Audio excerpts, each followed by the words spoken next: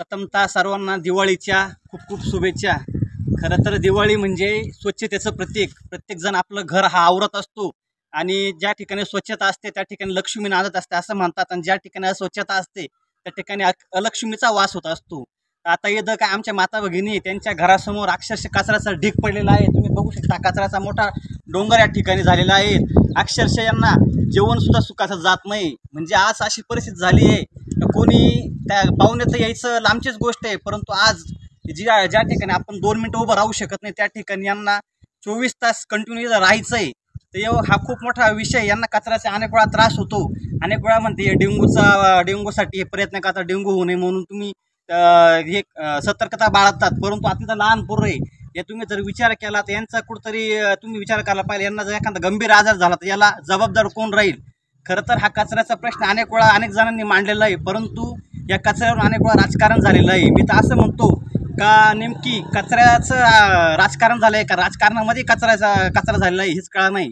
त्यामुळं कुठंतरी ही गोष्ट ही आपल्या नगर परिषदेपर्यंत पोहोचली पाहिजे। जे आता भावी नगरसेवक उभे आहेत त्यांना माझी एक कळकळीची विनंती आहे का तुम्ही वीज असेल, पाणी असेल आणि रस्ते असेल ह्या तर माणसाच्या मूलभूत गरजा आहे, परंतु त्या खेरीजही ह्या कचऱ्याचे जे काही प्रश्न आहे ते कचऱ्याचे प्रश्न कुठेतरी सुटले पाहिजेत। कारण आता या माता भगिनींचं काय म्हणणं तुम्ही एक बघून घ्या, त्यांच्या काय समस्या आहे तुम्ही खऱ्या अर्थाने ऐकून घेतल्या पाहिजेत। पडतंय, कचऱ्याचा त्रास होतोय, वास येतोय, स्वच्छता थोडी पण नाहीये। बारीक बारीक पोरं ते घडी आजारी पडते, घडी दवाखान्यात किती दवाखाना पाहायचं आम्ही। संडास बाथरूम साफ नाहीये। हा जो महाकाय कचऱ्याचा डोंगर खूप मोठा झालेला आहे। खऱ्या अर्थानं या सामान्य जनतेला न्याय मिळेल का? यांच्या भावना यांचं दुःख सर्वांना कोणाला कळेल का? कारण आज अशी परिस्थिती झालेली आहे का कचरा काय उठत नाही, आणि कचऱ्यामुळं जे काही सुखाचं अन्न आहे म्हणजे आपण जे पोटासाठी करतो ते खऱ्या अर्थानं त्यांना तो घास पण गिळत नाही आणि यांना न्याय पण मिळत नाही। तर माझी जे भावी नगरसेवक आहे यांना विनंती आहे का तुम्ही हा कचऱ्याचा प्रश्न नक्कीच सोडवा, कारण या कचऱ्याच्या त्रासामुळं खूप म्हणजे असा गंभीर असा त्रास होऊ राहिला। तर तुम्ही जर नक्कीच असं आमच्यासाठी खंबीर तर हा प्रश्न घ्या तुम्ही मनावर गंभीर, कारण खऱ्या अर्थानं इथं खूप असा त्रास होतो। इथं जी आता वसतिगृह आहे इथं अनेक जण इथं आता वास्तव करत आहे, राहायला आहे इथं कसं काय यांना खऱ्या अर्थानं न्याय मिळेल? कारण हे अनेक दिवसापासून या न्यायाच्या प्रतीक्षेमध्ये आहे। इथं कचऱ्याचा महाकाय डोंगर झालेला आहे। आज इथं अंगणवाडी सुद्धा आहे, तुम्ही इथं बघू शकता की इथं अंगणवाडी सुद्धा आहे। अंगणवाडीमध्ये मुलांना शिकायला मिळतं। आज तिथं पोषण आहार तुम्ही देतात आणि खऱ्या अर्थाने या वासामुळे त्यांना खऱ्या अर्थाने जेवण जाईल का? आज हे म्हणतात का स्वच्छता ठेवा, स्वच्छ ओझर, सुंदर ओझर, हरित ओझर म्हणता आज या संडाशीची जी बरीच बघा काय परिस्थिती झालेली आहे।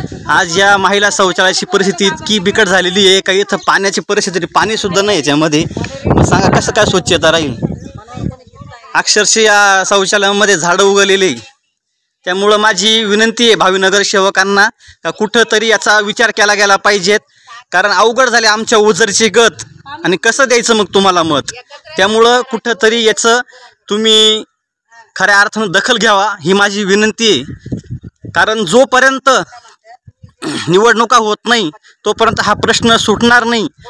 कारण जे उमेदवार असतात ते मतदानासाठी वेळप्रसंगी पडतात पाया, नंतरून आमचे मतदान जाते वाया अशी परिस्थिती झाली आहे। त्यामुळं माझी या व्हिडिओच्या माध्यमातून विनंती आहे का कुठंतरी यांचा विचार केला गेला पाहिजे आणि हा कचऱ्याचा जो काही डोंगर आहे हा इथून नास्तनाबूत केला पाहिजेत। कुठंतरी ही दुसऱ्या ठिकाणी हा कचरा हलवला गेला पाहिजेत, कारण इथल्या मानवी वसतिगृहाला खऱ्या अर्थानं खूप त्रास होत आहे।